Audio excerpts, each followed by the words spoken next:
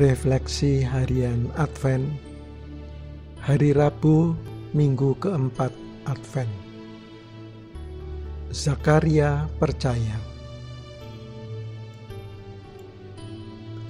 Lalu mereka memberi isyarat kepada bapaknya untuk bertanya nama apa yang hendak diberikannya kepada anaknya itu.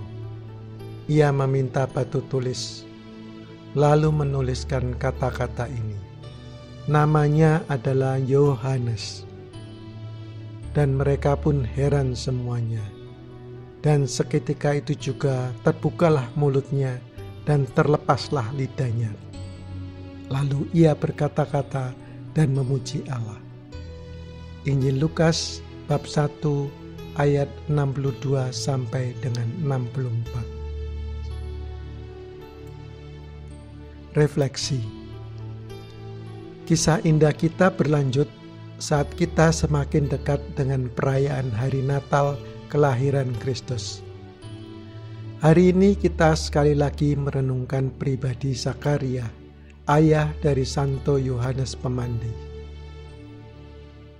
Kita ingat bagaimana Tuhan memberkati dia dan Elisabet dengan kehamilan ajaib di usia tua setelah mandul. Malaikat Gabriel menampakkan diri kepada Zakaria di bait suci untuk mengungkapkan peristiwa mulia ini.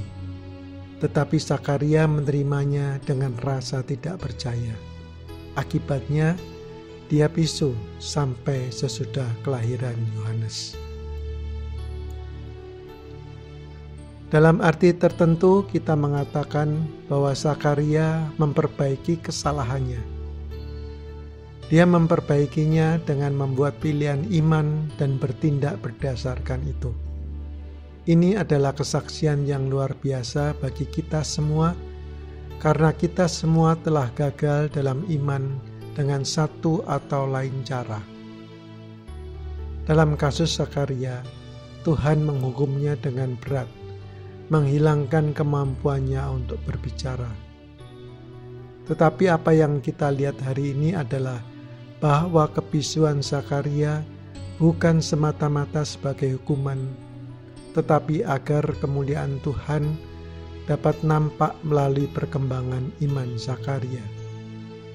Orang-orang kagum pada Zakaria saat dia memenuhi tindakan iman ini dan menamai anaknya yang baru lahir Yohanes.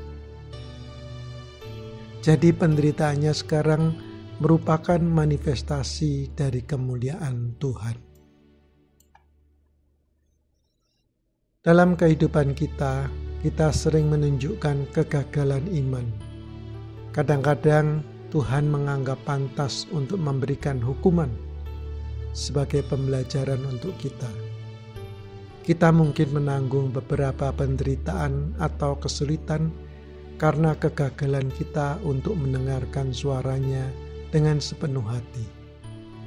Tapi ketahuilah bahwa hukuman apapun dari Tuhan bukanlah hasil utama dari murkanya. Sebaliknya, sesuatu hal diizinkan terjadi oleh Tuhan karena Dia memiliki rencana yang baik untuk kita. Dalam hal ini, Dia melepaskan lidah Zakaria pada saat yang tepat agar dia bisa memuliakan Tuhan dengan iman yang besar.